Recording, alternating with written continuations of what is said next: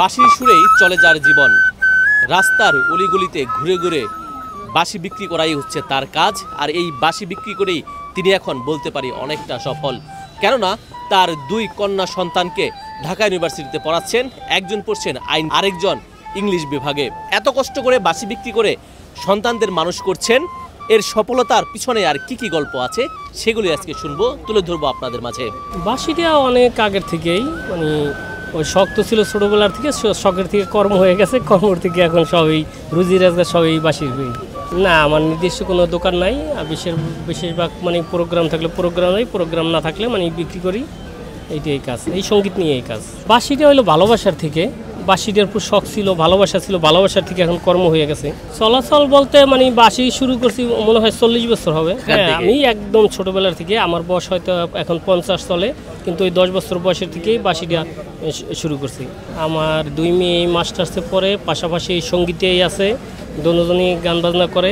শুধু বাংলাদেশে না, বাংলাদেশের বাহিরেও এরা প্রোগ্রাম অস্ট্রেলিয়া পর্যন্ত মালিক নিছে এই শুধু এই সঙ্গীতের উছিলায়।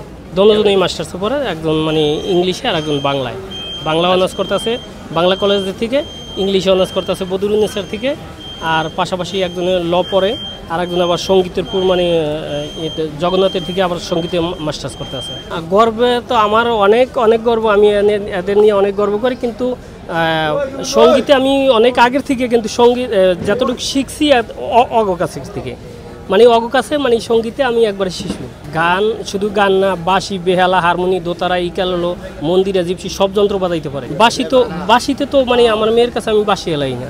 স্বপ্নটা আমার অনেক বড় লোক হওয়ার স্বপ্ন নাই। আমার স্বপ্ন হইলো আল্লাহ জানি সম্মানের সহিত রাখে, এইটাই আমার স্বপ্ন। হ্যাঁ, আমি অনেক অনেক আল্লাহর কাছে লাখ লাখ কোটি শুকরিয়া আদায় করি যে আমি পোলাপান নিয়ে যেখানেই যাই, আল্লাহ অনেক অগোছলে অনেক সম্মানের জায়গায় আল্লাহ নেয়।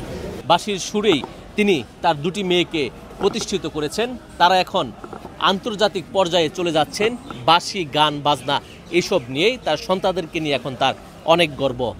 তবে তিনি তার এই সন্তানদের নিয়ে স্বপ্নজয়ের পথে আরও অনেক দূরে এগিয়ে যাবে, সেই প্রত্যাশা আজকের মতো বিদায় নিচ্ছি। আল্লাহ হাফেজ।